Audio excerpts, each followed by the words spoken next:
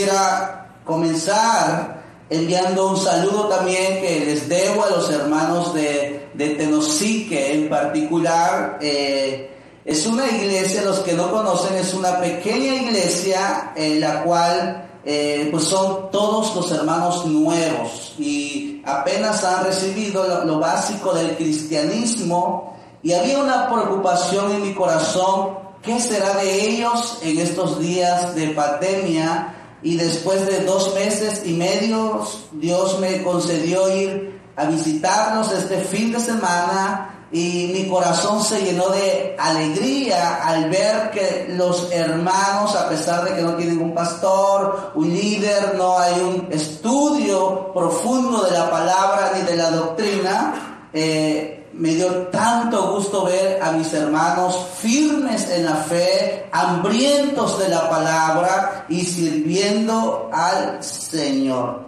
Y indiscutiblemente esto es maravilloso, porque yo considero que no solamente mía, sino que es la preocupación tal vez de muchos siervos de Dios por sus iglesias. Pero ¿sabes? Yo creo que a través de esta pandemia Dios nos está recordando que la iglesia es de Él, que nosotros no somos indispensables, que solamente somos servidores de Dios, pero que Él es el dueño de la iglesia y Él la edifica y Él la cuida y la protege y provee y la preserva hasta el día de su venida. Y esto, al recordarlo, trae confianza y trae paz a nuestro corazón. Y esa es la iglesia de Cristo. Ese es el verdadero cristianismo que necesitamos hoy en día. Lamentablemente, amado hermano, amigo, hoy se ha dado un mal uso del término cristianismo o de la iglesia de Cristo, porque de repente podemos ver tantos movimientos que se dicen llamar cristianos o iglesia del Señor. Sin embargo, cuando hacemos un estudio minucioso a través de la Escritura, lo más seguro es que muchos sean reprobados. Hoy en día, entonces podemos nosotros preguntarnos, pastor, ¿cómo nosotros podemos identificar la verdadera iglesia? ¿Cómo debe de vivirse el verdadero cristianismo en el siglo XXI? Ante la necesidad que estamos pasando en estos tiempos, ¿cómo debe ser la iglesia de Cristo? ¿Cómo debe de vivirse una fe genuina? Hoy quiero hablarte acerca de esto. Pensemos en el tema, las marcas de un cristianismo auténtico. Y te voy a invitar a que vayas a la palabra de Dios en la primera carta del apóstol Pablo a los tesalonicenses, capítulo 1, versos del 2 al 10. Dice la palabra de Dios, voy a leerlo. Damos siempre gracias a Dios por todos nosotros, haciendo memoria de vosotros en nuestras oraciones, acordándonos sin cesar delante de Dios y Padre nuestro, de la obra de vuestra fe, del trabajo de vuestro amor y de vuestra constancia en la esperanza en nuestro Señor Jesucristo. Porque conocemos, hermanos amados de Dios, vuestra elección, pues nuestro evangelio no llegó a vosotros en palabras solamente, sino también en poder, en el Espíritu Santo, en plena certidumbre. Como bien sabéis, fuimos entre vosotros por amor de vosotros, y vosotros venisteis a ser imitadores de nosotros y del Señor, recibiendo la palabra en medio de gran tribulación, pero con gozo en el Espíritu Santo. De tal manera que habéis sido ejemplo a todos los de Macedonia y los de Acaya que han creído, porque partiendo de vosotros ha sido divulgada la palabra de Dios. No solo en Macedonia y Acaya, sino también en todo lugar vuestra fe en Dios se ha extendido, de modo que nosotros no tenemos necesidad de hablar nada, porque ellos mismos cuentan de nosotros la manera en que nos recibisteis y cómo os convertisteis de los ídolos a Dios, para servir al Dios vivo y verdadero, y de esperar de los cielos a su Hijo, el cual resucitó de los muertos, a Jesucristo, quien nos libra de la ira venidera. Qué maravilloso es leer esta carta, porque es la primera carta que tenemos del Nuevo Testamento. Es el primer escrito de Pablo. Evidentemente Pablo es quien escribe esta carta, porque en el verso 1 dice que es Pablo, Silvano y Timoteo. Silvano es mismo Silas, es Silas, ¿ok? Entonces no podemos entender tal vez a plenitud Primera de Tesalonicenses sin leer el libro de Hechos capítulo 17, el cual hemos leído como contexto para este tema. En el Evangelio, en el libro de Hechos se nos narra la vida de Pablo. Pablo estaba en Filipos predicando el Evangelio, y la Biblia dice que por causa del Evangelio Pablo y Silas fueron metidos a la cárcel y allí fueron azotados, y allí Dios envió un terremoto y entonces los libró de la cárcel. Entonces van a caminar unos 150 kilómetros para llegar hasta Tesalónica. Tesalónica era una ciudad muy importante en los tiempos de Pablo. El pueblo romano había invadido lo que es Macedonia y había dividido en 4 grandes territorios, y Tesalónica era la capital de uno de esos territorios. Era una ciudad muy próspera, muy comercial, muy visitada, por lo tanto era importante lo que Pablo estaba haciendo en aquel lugar. Era una cultura helenista, es decir, habían adoptado toda la cultura griega. Por lo tanto, adoraban a muchos dioses e ídolos, y su fe estaba puesta en otras cosas que no era Dios. Cuando Pablo llega y predica el Evangelio, dice la palabra que muchos griegos se convierten al Señor. Inclusive algunos judíos se convierten al Señor, y la Biblia dice que muchas mujeres nobles de preeminencia o importante se convierten al Señor, de tal manera que se establece una iglesia. Pero los judíos empezaron a oír en contra del evangelio que Pablo predicaba, porque justamente el evangelio de Pablo iba en contra de la cultura judía. Ellos creían que tenían sus propios dioses. Es más, se tenía que confesar de que en aquel tiempo el Señor era el César, y Pablo va a predicarle y decirle: no, hay otro Señor que resucitó de los muertos y que está vivo y que tiene poder aún sobre César, y este Señor es nuestro Señor Jesucristo. Esto causó una gran revuelta, pues se decía de Pablo y de su equipo de trabajo que eran los que trastornaban al mundo, porque sus doctrinas y su evangelio venía totalmente distinto a lo que ellos esperaban, de tal manera que se va a armar una revuelta en Tesalónica y se levantan contra Pablo, y entonces Pablo tiene que ir a otro pueblo llamado Berea, en el cual la palabra de Dios se recibe, y los bereanos tenían hambre de la palabra, y Pablo les enseñaba. Pero ¿qué creen? Los judíos de Tesalónica se dieron cuenta que en Berea el evangelio estaba transformando vidas. Entonces se fueron a Berea y armaron la revuelta, y Pablo tiene que irse hasta Atenas, allá en los Corintios. Por causa del evangelio padecía grandes persecuciones. Y allá en Atenas, en Corintios, Pablo tenía una preocupación por los hermanos de Tesalónica.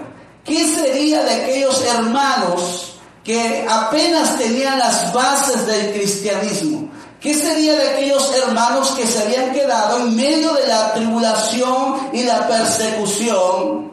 Entonces Pablo manda a Timoteo, su hijo espiritual Timoteo, a la misión imposible, ¿no?, de ir a Tesalónica, y cuando Timoteo regresa, le da las buenas nuevas y les dice que los hermanos de Tesalónica están firmes, están hambrientos de la palabra y están promoviendo el evangelio, y muchos más están siendo convertidos. Entonces Pablo tiene un corazón contento, eso trae gozo a su espíritu, y entonces toma su lápiz y va a escribir primera carta a los tesalonicenses.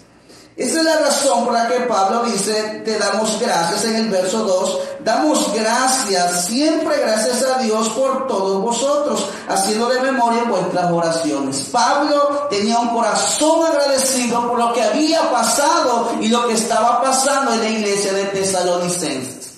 La gratitud no era para con ellos, sino para con Dios, quien los había cambiado a ellos. Y la razón por la que Pablo está agradecido es en el verso 3, y es lo que quiero enfatizar en esta mañana. Dice la palabra: acordándonos sin cesar delante de Dios y Padre nuestro, ¿de qué cosa? 3 cosas importantes que hacían la diferencia en la iglesia de Tesalónica en los tiempos de Pablo. Número 1, nos acordamos sin cesar de la obra de vuestra fe. Número 2, del trabajo de vuestro amor. Y número 3, de vuestra constancia en la esperanza en nuestro Señor Jesucristo. Este versículo 3, yo creo íntimamente, está relacionado con los versos 9 y 10. Dice: porque ellos mismos cuentan de vosotros la manera en que nos recibisteis y cómo te convertiste de los ídolos a Dios para servir al Dios vivo y verdadero y esperar de los cielos a su Hijo, el cual resucitó de los muertos, y de Jesús, quien nos libra de la ira venidera. La razón por la que Pablo les escribe a los tesalonicenses era para afirmar su fe, para animarlos a seguir buscando de Dios, y para resolver, por supuesto, como era una iglesia apenas con base cristiana, algunos detalles doctrinales y algunas dudas que ellos tenían con relación a la segunda venida de Cristo, a la resurrección de los muertos, al anticristo, al falso profeta. Y bueno, Pablo incluye estas respuestas en sus cartas doctrinales. Así que predicar el evangelio de Pablo en los tiempos de Tesalónica era totalmente difícil, porque era ir contrario a la cultura de aquellos días. Ya vimos lo que le hicieron a Pablo, creo que hoy es lo mismo. Predicar el evangelio de Dios es difícil y es ir en contra del pensamiento de la cultura de hoy, porque de la misma manera encontramos a tantas personas adorando ídolos, poniendo su confianza en otras cosas, en falsos dioses. Y bueno, esta tal vez sea la razón por la que a muchos no les gusta escuchar la palabra de Dios. A lo mejor usted está tentado ahora mismo en cambiarle de página e ir a escuchar tal vez un mensaje de positivismo, un mensaje de prosperidad, un mensaje de cómo tener el éxito. Hermanos, este es un mensaje que nos habla de cómo vivir una vida de fe genuina y recta delante de Dios. Pablo está agradecido por Dios de lo que pasa en Tesalónica, porque él ve 3 frutos importantes del evangelio. Como ya vimos, la fe, el amor y la esperanza se distinguían por esto. Y la primera marca que Pablo ve es que había fe en ellos, pero no solamente una fe que no obraba o que no se veía, sino que dice Pablo, por la obra de nuestra nuestra fe. Es decir, amados hermanos, la evidencia de nuestra fe son las obras que nosotros hacemos. Las obras en el cristiano son el resultado de nuestra salvación y no la causa de ellas. Todos sabemos, la Biblia dice que nadie se puede salvar por las obras, pero la fe sin obras está muerta. Es necesario pues que la iglesia hoy en día pueda mostrar la fe que tiene a través de sus obras. ¿Y cómo fue la fe que los tesalonicenses tuvieron? En primer lugar, ellos recibieron la palabra de Dios. Dios había obrado en sus corazones a través del Espíritu Santo para que recibieran la palabra de Dios. Y yo oro para que en esta mañana usted me está viendo, el Espíritu Santo obra en su corazón y pueda recibir la palabra de Dios. La Biblia dice que la recibieron no como palabras de hombres, sino como palabras de Dios. Es decir, ellos no estaban viendo al predicador que era Pablo, sino oyendo la voz de Dios a través de Pablo. En segundo lugar, ellos mostraron su fe porque dice la palabra que se convirtieron de los ídolos a Dios. Es decir, ellos tenían puesta su fe en los ídolos, en los falsos dioses, pero cuando escucharon la voz de Dios a través de Pablo, fueron capaces de dejar todas aquellas costumbres y culturas que los tenían esclavizados y pusieron su confianza en Dios. De tal manera que era evidente la fe de ellos, porque todos en Tesalónica veían que cierto grupo de personas ya no eran idólatras, ya no hablaban como antes, ya no hacían los sacrificios que los demás hacían, sino que ahora su vida había cambiado y adoraban al Dios vivo y verdadero. Esa es la fe que obra, esa es la fe que es visible. Es más, Pablo dice que vinieron a ser ejemplo de muchos, no solamente de Tesalónica, sino de Macedonia y de Acaya y de todo su alrededor. Los tesalonicenses tenían una fe que era visible. Todos podían ver a Cristo a través de ellos. ¡Qué maravilloso, hermanos! Pregúntese usted, iglesia, usted que profesa ser cristiano, ¿es usted ejemplo de los demás? ¿Es usted ejemplo en su familia, en su iglesia, en su comunidad? ¿Podrán ver los demás a Cristo a través de mí? Piense en esto. ¿Cómo sería la iglesia de Cristo si todos los demás fueran como usted? Probablemente tenemos que reconocer en esta mañana que nos falta mostrar más la fe que profesamos en Cristo Jesús. La segunda marca que Pablo veía en ellos era el trabajo de vuestro amor. Es decir, los tesalonicenses recibieron la palabra y amaron a Cristo, amaron a Dios, y la forma como ellos mostraron su amor era a través del trabajo o del servicio al Señor. El servicio a Cristo es el resultado del amor que profesamos en Él. Nadie puede decir que ama a Dios si no le sirve. Los tesalonicenses servían al Señor. La palabra que Pablo usa para servicio o trabajo tiene que denotar algo que realmente los fatigaba. Es algo que los cansaba, que los agotaba, pero que sin embargo no lo dejaban. Es decir, pudiéramos nosotros cansarnos en la obra de Dios, pero no de la obra de Dios. Pablo se cansaba en la obra, pero no de la obra, y los tesalonicenses hacían un trabajo que los cansaba, los fatigaba y los agotaba, pero no renunciaban a ello, y la razón era porque amaban a Dios. Tal vez la mejor manera de mostrar el amor de los tesalonicenses es que dice la Escritura que divulgaban la palabra de Dios. Es decir, cumplían tribulación, de tal manera que cuando Pablo les escribe, le dice, ustedes han divulgado el evangelio por todos lados, de tal forma que yo ya no puedo decir nada, porque los tesalonicenses hablaban siempre de Cristo, del amor de Cristo, y la iglesia seguía creciendo. Hablaban de lo que Dios había hecho por ellos. Y eso, amado hermano, se espera de la iglesia hoy en día, que mostremos el amor de Dios. Es más, la palabra amor, algunos la traducen como misericordia o como caridad.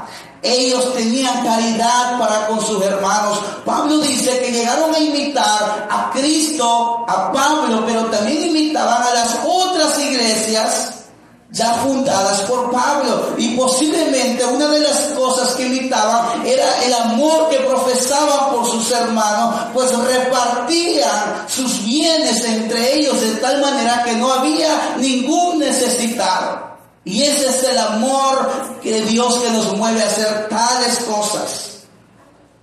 Yo espero, hermanos, que la iglesia de hoy en día esté presta para mostrar el amor de Dios, para llevar el evangelio, pero también para suplir las necesidades de los hermanos que están padeciendo a causa de la situación que estamos pasando. La Biblia dice que no ama a su hermano, no ha conocido a Dios, porque Dios es amor. La tercera marca que Pablo ve en los tesalonicenses es que había una constancia en la esperanza. En el verso 3 dice: el trabajo de vuestro amor y de vuestra constancia en la esperanza en nuestro Señor Jesucristo. Es decir, a pesar de las adversidades, a pesar de las tribulaciones, a pesar de las persecuciones, la iglesia de Tesalonicenses se mantenía en la fe que había depositado en Cristo Jesús. Nada ni nadie los podía mover de esta.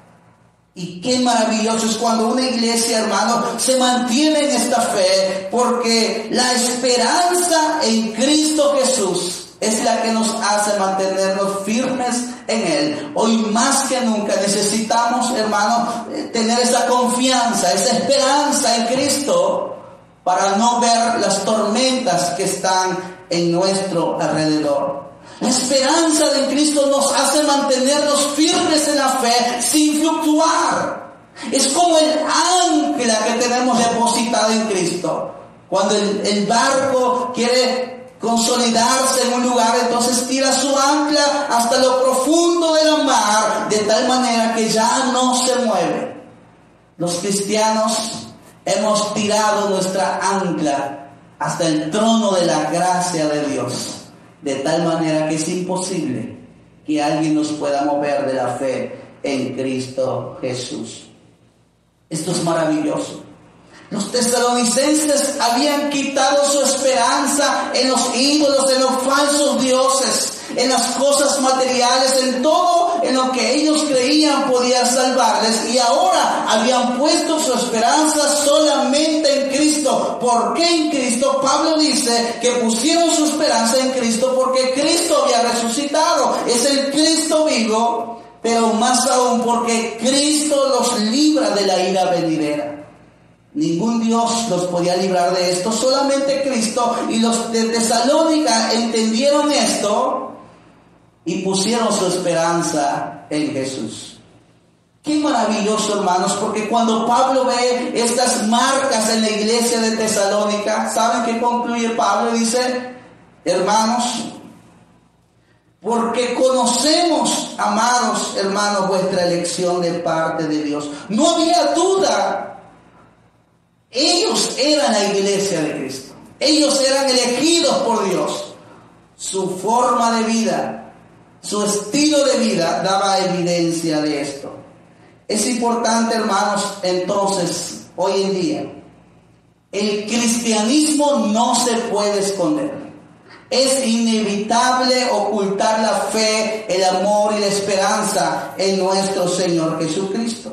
Las marcas esenciales del cristianismo deben de verse en la iglesia hoy en día. Es en medio de las tribulaciones donde la iglesia debe de brillar. Es ahora, en medio de la pandemia, donde la iglesia debe de alzar su antorcha y su luz para mostrarle al mundo que hay una fe verdadera, que hay un amor verdadero y que hay una esperanza segura. El mundo está deseoso de esto. Necesitamos fe, mostrar nuestra fe para que muchos pongan su confianza en Dios. Necesitamos mostrar nuestro amor para servirle al Señor, pero también para servirle al prójimo. Y necesitamos mostrar nuestra esperanza porque hoy en día hay tantos desesperados, afligidos. Y es la iglesia quien tiene que darle el evangelio y las buenas nuevas de salvación. Llevarle una esperanza genuina y verdadera. Hoy en día, hermanos, oro para que nosotros como iglesia podamos mostrarle al mundo nuestra fe que obra, nuestro amor que sirve y nuestra esperanza que está anclada en Cristo Jesús. Para que no haya duda de que usted y yo somos la iglesia de Cristo. Estimado amigo, también yo quiero invitarte a usted que está afligido, desesperado, sin fe y sin esperanza. Usted que a través de esta pandemia no encuentra salida para sus problemas. Yo quiero invitarte a que reconozcas tus pecados, a que pongas tu fe en Cristo Jesús, a que te arrepientas de lo mal que hemos hecho y vuelvas a Dios. ¿Sabes? Solo así puedes recibir el amor de Dios y una esperanza segura. Usted que me está viendo, yo te invito a estos días, recapacita en tu vida, recapacita acerca de tu proceder y de tu caminar. Cristo aún está vivo y su mano no se ha cortado para salvar. Dios quiera que tu corazón sea tocado por la palabra de Dios y puedas reconciliarte o venir a Cristo para perdón de pecados. Oro para que la iglesia universal, todos los que profesamos la fe en Cristo Jesús, podamos tener esas evidencias, esas marcas que nos han de distinguir entre lo genuino y lo falso.